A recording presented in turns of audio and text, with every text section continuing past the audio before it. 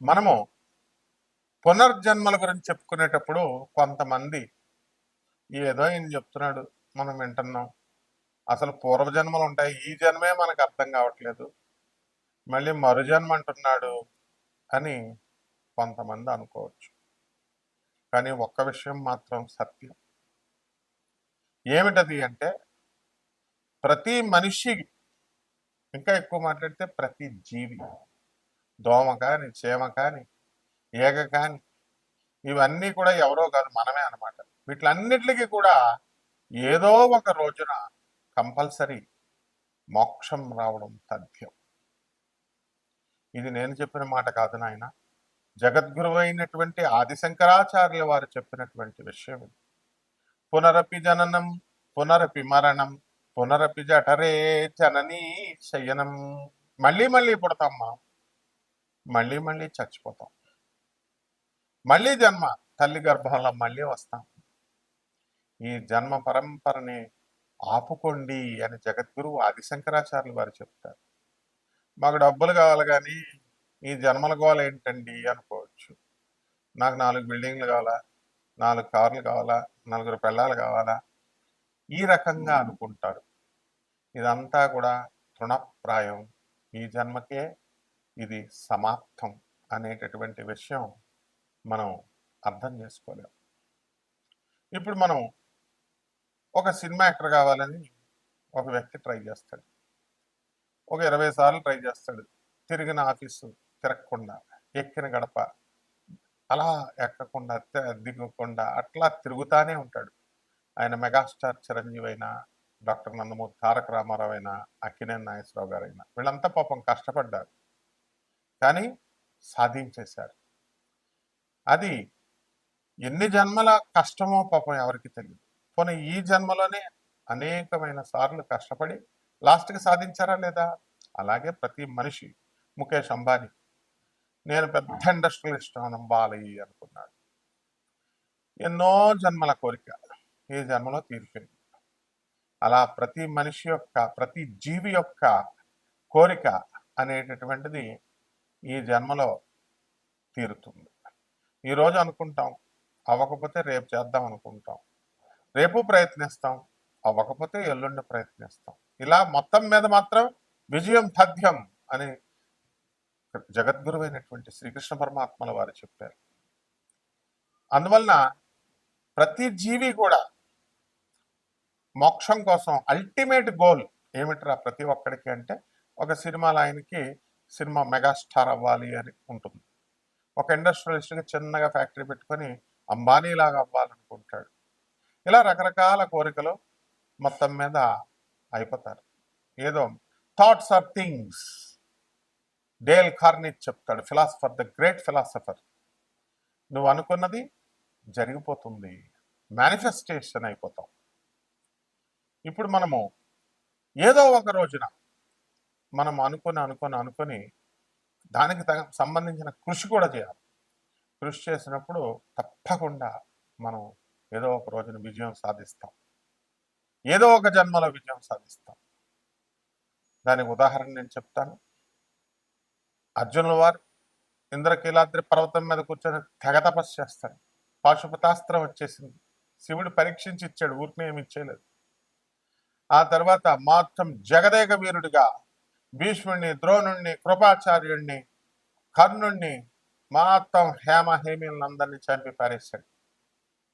మరి అటువంటి గొప్ప వీరుడు శ్రీకృష్ణ అవతారం సమాప్తి అయిపోయిన తర్వాత శ్రీకృష్ణ పరమాత్మ ఇంకా ఆయన తన నివాసమైనటువంటి గోలోకానికి వెళ్ళిపోయాడు, భూలోకాన్ని వదిలేసి. అటువంటి సమయంలో అర్జునుడికి ఏం చెప్తాడు?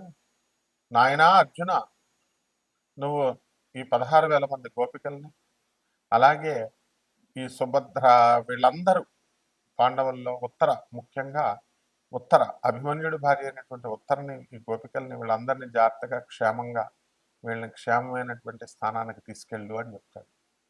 అర్జునుడు పాపం ద్వారకలో ఉన్న వాళ్ళందరినీ తరలిస్తాడు. కానీ ఈ లోపల ఎక్కడి నుంచి వస్తారో బోయేవాళ్ళు వచ్చేసి అర్జునుడితో యుద్ధం చేస్తే, అర్జునుడు అస్త్రాలన్నీ సంధిద్దాం అనుకుంటే ఏం పనిచేయవు. ఇదేమిటి, మామూలు ఒక బోయేవాడి చేతిలో అర్జునుడు ఓడిపోతాడు. వాళ్ళందరినీ తీసుకెళ్ళిపోతారు. అదంతా వేరే స్టోరీ. అయితే అర్జునుల వారు పాపం ఏమిటి ఇలా అయిపోయింది, నేను జగదేక వీరుణ్ణి, నేను ఇలాంటి చిన్న సామాన్యమైనటువంటి మామూలు బోయవాళ్ళ చేతుల్లో ఓడిపోయానంటారా బాబు అని వాళ్ళ గురించే ఆలోచిస్తూ ఆలోచిస్తూ అర్జునుడు అంటే పట్టుదలకు మారిపోయారు. అలా ఆలోచిస్తూ ఆలోచిస్తూ ఏమైపోయాడు, ఆయన చనిపోయాడు. నెక్స్ట్ జన్మలో ఆలోచించాడు ఆలోచించాడు కాబట్టి బోయవాడిగా పుట్టాడు. అతనే భక్త కన్నప్ప. అయితే ఆ పూర్వజన్మ వాసనలు ఉంటాయి కదా, ఆ విలువిద్య, జగదేక వీరుడు కదా, అలా భక్త కన్నప్పగా ఉన్నప్పుడు తన విలువిద్య మామూలుగా ఉండదన్నమాట. అలాంటి ఆ ప్రతిభను చూపించినటువంటి భక్త కన్నప్ప ఆవిర్భావం ఎందుకో తెలుసా? వాయులింగమైనటువంటి ఆ పరమేశ్వరుని లోకానికి చూపించడం కోసం. మరి ఒక శాస్త్రి గారు, మనకు భక్త కన్నప్ప సినిమా కూడా వచ్చింది, మహదేవ శాస్త్రి.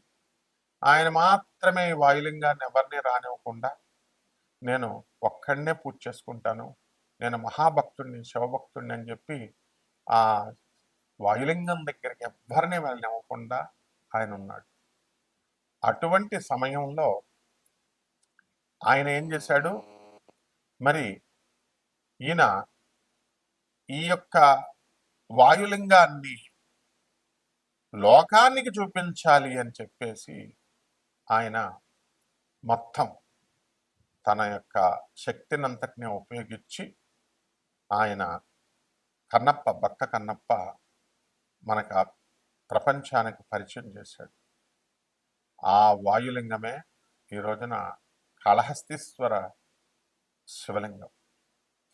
మరి ద్వాదశ జ్యోతిర్లింగాలలో ఒకటి కాకపోయినా పంచభూతాలలో, పంచ ఆరామాలలో, పంచభూతాలతో తయారైనటువంటి అగ్ని స్తంభన లింగం అరుణాచలమైతే కాళహస్తీశ్వర స్వామి మరి వాయులింగంగా వచ్చింది.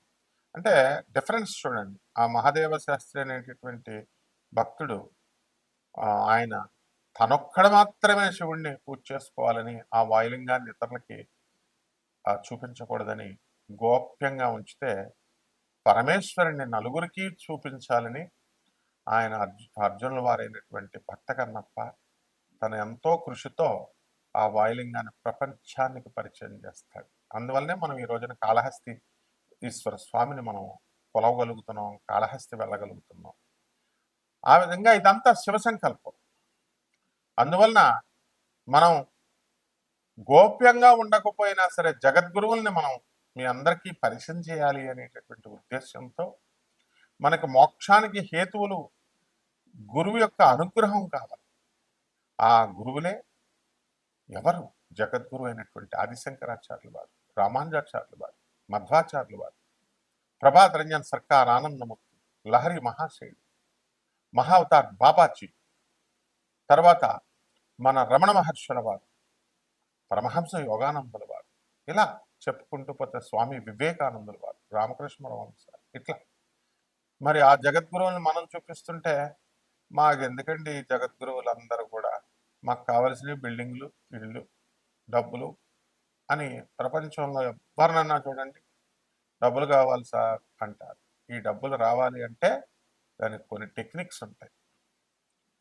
పరమేశ్వరుడు శివయ్యా అని ఒక్కసారి అడగవయ్యా, నేను నీకు ఇచ్చేస్తాను అని నాస్తికుడిగా పుట్టినటువంటి భక్త కన్నప్పని శివుడు ఎన్నిసార్లు చెప్పినా, నా మనసు సాటిస్ఫై అయినప్పుడు మాత్రమే, నాకు శివుడి యొక్క అనుభూతి పొందినప్పుడు మాత్రమే, నేను శివుడిని చూసినప్పుడు మాత్రమే, మాట్లాడినప్పుడు మాత్రమే అట్లీస్ట్ అనుభవించాలి ఆయన యొక్క మహిమ, ఆయన యొక్క ప్రకటితం అవ్వాలి ఆయన. అప్పుడు మాత్రమే నేను అంగీకరిస్తాను, అప్పుడు మాత్రమే నేను శివయ్య అంటాను అన్నప్పుడు ఆ యొక్క సందర్భాలన్నింటినీ కూడా శివుడు మరి భక్త కన్నప్పకి అప్పచెప్పాడు, చూపించాడు. అప్పుడు భక్త కన్నప్ప శివయ్య అనగానే మోక్షాన్ని ఇచ్చాడు, జగద్విఖ్యాతిని ఆయనకు ప్రసాదించాడు. భక్త కన్నప్పగా ఈ రోజున కూడా మనం ఆయన తలుచుకుంటున్నాం. ఆ విధంగా ప్రతి జీవి కూడా ఏదో ఒక విధంగా, నమ్మినా నమ్మకపోయినా, నాస్తికులు కూడా ఆ భగవంతుడి వైపు తన ప్రయాణాన్ని కొనసాగిస్తూనే ఉంటాం, జన్మలు ఎత్తుతూనే ఉంటాం మనం. ఆ జన్మ పరంపరలో మనకి సాఫల్యత అనేటటువంటిది ఏదో ఒక రోజున మనం సాధించేస్తాం. అది ఎప్పుడు అన్నది మనకు తెలియదు. కొన్ని కోట్ల జన్మలు అవ్వచ్చు, లక్షల జన్మలు అవ్వచ్చు, చీమగా పుట్టొచ్చు, దోమగా పుట్టొచ్చు. ఆ దోమలు కూడా మళ్ళీ ట్రాన్స్ఫర్మ్ అయ్యి మానవుడిగా మళ్ళీ ఎవల్యూషన్ పొంది లాస్ట్కి ఎలాగైతేనేమి ప్రతి జీవికి ఒక అర్హతనిచ్చాడు ఆయన, మోక్షం సంపాదించుకునేటటువంటి అర్హతని.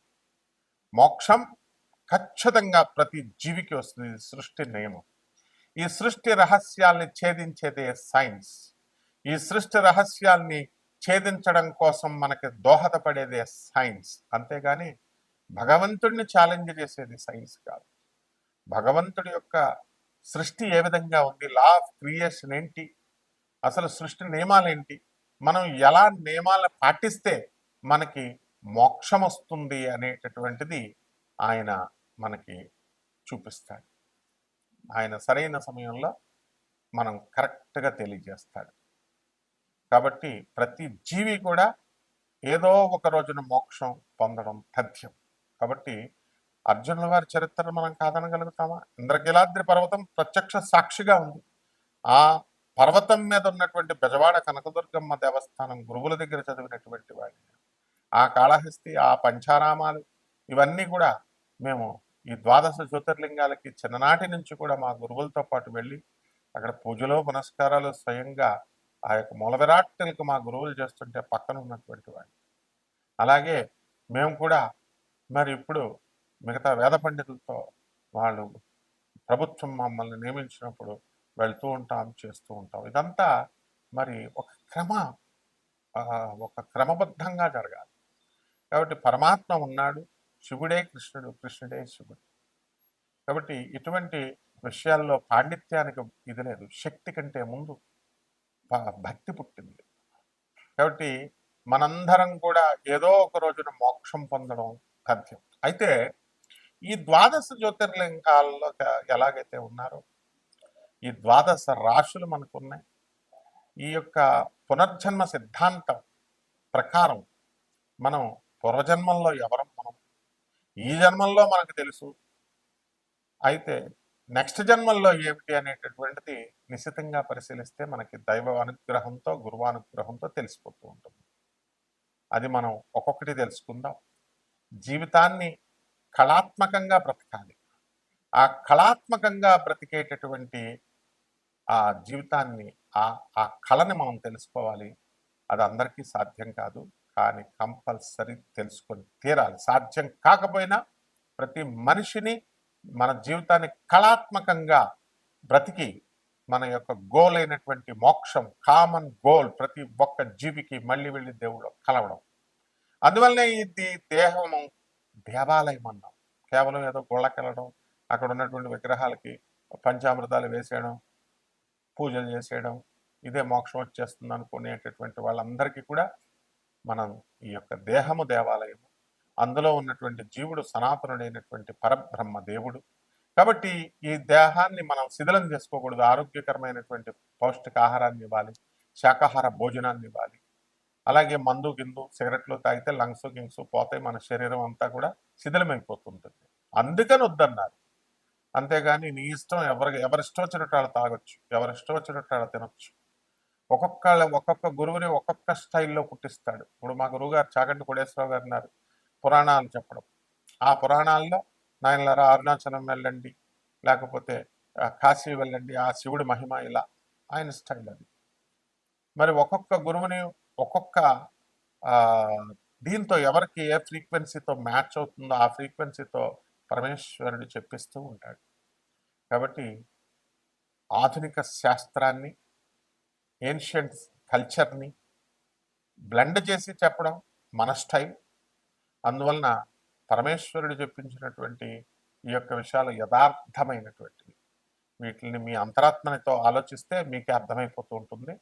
అందువలన మీ యొక్క జ్ఞాననేత్రాన్ని మీరు కనుక తెరిస్తే మీకు ఎవరో బయట వాళ్ళు చెప్పక్కర్లా. మీ జన్మ ఏంటో మీకే తెలిసిపోతుంది. పూర్వజన్మ ఏంటో మీకు తెలిసిపోతుంది. వచ్చే జన్మ ఏంటో కూడా తెలిసిపోతుంది. ఈ ఒక్కొక్క రాశి మీద ఈ యొక్క కర్మ సిద్ధాంతం ఏ విధంగా పనిచేస్తుంది, పునర్జన్మ సిద్ధాంతం ఏం పనిచేస్తుంది, మీరెవరు, ఈ జన్మలో ఎవరు, రాబోయే జన్మలో ఎవరు, మనం ఈ వీడియోలో మనం తెలుసుకుందాం. తులారాశి ఈ కర్మ సిద్ధాంతం ప్రకారం, ఈ పూర్వజన్మ మరుజన్మల సిద్ధాంతం ప్రకారం, శివపురాణం ప్రకారం ఈ యొక్క తులారాశి వారికి అందరికీ కూడా అధిపతి ఎవరండి? శుక్రాచార్యులు వారు. మీరంతా ఎవరండి? ఆయన శివాంశ సంభూతుడు. శివుడికి ఆయన నిరంతరం మహాభక్తుడు. ఎప్పుడు కూడా సాక్షాత్ లక్ష్మీదేవి ఆయన చెల్లుడు, భృగు మహర్షి తనయుడు. కాబట్టి చెడ్డవారికి కూడా సహాయాలు చేస్తాడు ఆయన. తన శిష్యులైనటువంటి రాక్షసులకి ఆయన ఎదిరించినా సరే మరి ఆయన ఎంతో మేలు చేస్తాడు. ఉదాహరణకి వామనుడు ఉన్నాడు. వామనావతారం ఎత్తినప్పుడు శ్రీ మహావిష్ణువే వామనుడిగా బలిచక్రవర్తి దగ్గరికి వచ్చాడని గ్రహించాడు శుక్రాచార్యులు వారు. చిన్న వటుడి రూపంలో వచ్చి, చిన్న బాలకుడిగా మరుగుజ్జులాగా వచ్చి 3 అడుగుల నేల అడుగుతాడు. బలి చక్రవర్తి ఏమనుకున్నాడు, ఓ 3 అడుగులు అడుగుతున్నాడు నేను మహారాజుని, ఓ 3 అడుగులు ఇవ్వడం ఎంతసేపు అని ఇచ్చేస్తానంటాడు. ఒరే నాయన, ఆయన అడిగేదా 3 అడుగులు కాదురా నాయన, ఒకటి ఆకాశం అడుగుతాడు, ఒకటి భూమి అడుగుతాడు, మూడోది ఇంకా నీ నెత్తిమే తలకాయ పెడతాడని గ్రహించినటువంటి శుక్రాచార్యులు వారు మరి కమండలంలో కమిట్ అయిపోతుంటే నీళ్లు పోసి వామనుడికి అది అవ్వకూడదని చెప్పేసి తన శిష్యుడిని రక్షించుకోవాలని ఒక పురుగు రూపంలో ఆ కమండలంలో నుంచి నీటి ధార పడుతుంటే దానికి అడ్డంగా వెళ్ళిపోతాడు. జగన్నాటక సూత్రధారి అయినటువంటి యొక్క శ్రీ మహావిష్ణువు ఆ దర్ప గడ్డితో దాన్ని మంత్రించేలా పొడిచేస్తాడు. పొడిచేయమంటాడు. పొడిచేసరికి కన్ను ఒకటి శుక్రాచార్యుడికి పోతుంది. అప్పటి నుంచి శుక్రాచార్యుల వారికి ఒంటి కన్ను ఉంటుంది. కాబట్టి ఈ తులారాశిలో పుట్టినటువంటి వాళ్ళకి అందరికీ కూడా కాస్త ఐసైట్ ఉంటుంది, దూరదృష్టి ఉండదు, బిందు వినోద కార్యక్రమాల్లో పాల్గొంటారు, ఎంజాయ్మెంట్కి ఎక్కువ ప్రాధాన్యత ఇస్తారు, మోక్షం సంగతి తర్వాత చూద్దాం అనుకుంటారు. అలాగే బంధువులు, స్నేహితులు వీళ్ళందరితో చాలా సన్నిహితంగా ఉంటూ వాళ్ళందరి మెప్పు కోసం వాళ్ళందరినీ బాగా చూసుకోవాలని చెప్పి హార్ట్ఫుల్గా మీరు ఇచ్చేస్తారు. కాబట్టి మీరంతా పూర్వజన్మలో ఎవరంటే మీరంతా శుక్రాచార్యుడిలా పుట్టారు. మీరు అంటే శుక్రాచార్యుడు మందు తీసుకుంటాడు. కాబట్టి అందులో కొంతమంది మందు ఆల్కహాల్కి ఎడిక్ట్ అయినటువంటి వాళ్ళు కూడా తులారాశిలో ఉంటారు. ఎంజాయ్మెంట్ అంటే వివాహాలు చేసుకోవడం, పిల్లల్ని కనడం, ఆ పిల్లల కోసం మీ జీవితాలంతా త్యాగాలు చేసి మీరు చనిపోయారు. లాస్ట్కి మీ పిల్లలు మిమ్మల్ని ఆఖరి దశల్లో చూడనటువంటి వాళ్ళు కూడా ఉన్నారు. అయితే ఇదంతా కూడా మీ వ్యక్తిగత జాతకాలను పరిశీలించి మనం చెందాం. తప్పకుండా శివపురాణం ప్రకారం మీరంతా కూడా శుక్ర అంశతో పుట్టేశారు, శివాంశ సంభూతులు మీరు. కాబట్టి ఎంజాయ్మెంట్కి ఎక్కువ ప్రాధాన్యత ఇస్తారు. ఇళ్ళు స్థలాలు, ఇల్లులు అన్నీ ఉంటాయన్నమాట. కాబట్టి ఈ పరిహారాలు ఏం చేసుకోవాలి తులారాశి వారికి అంటే, మనకి శత్రుపీడ పోయింది, పంచమరాహు ఉన్నాడు, పిల్లల వల్ల ఇబ్బంది ఈ 2 సంవత్సరాలు కలుగుతుంది. కాబట్టి కోర్టు కేసులు మీరు గెలుస్తారు. అయితే ఈ రాహు జపం చేసుకోండి, రాహు స్తోత్రాలు చదవండి. రాహు కిలోంపావు మినుముల్ని ఆవుపేట రంగు ఉన్నటువంటి వస్తువుల నుంచి పేద బ్రాహ్మణులకి మరి శనివారం నాడు 8 గంటలకు దానం చేసుకోండి. దుర్గాదేవి యొక్క మంత్రాన్ని ఓం హ్రీం దుమ్ దుర్గాయ నమః అంటూ మీరు ఆ బీజాక్షరాలతో దుర్గాదేవి కుంకుమార్చన చేసుకోండి. మీ జీవితం బ్రహ్మాండంగా ఉంటుంది. శుభమస్తు.